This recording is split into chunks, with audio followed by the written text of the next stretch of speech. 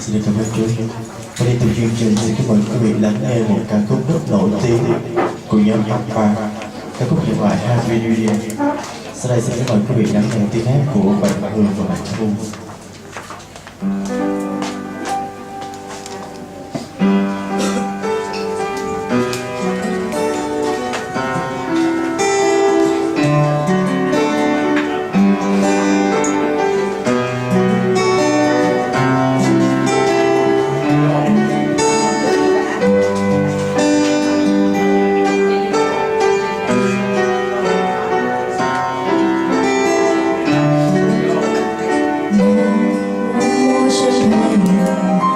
The fire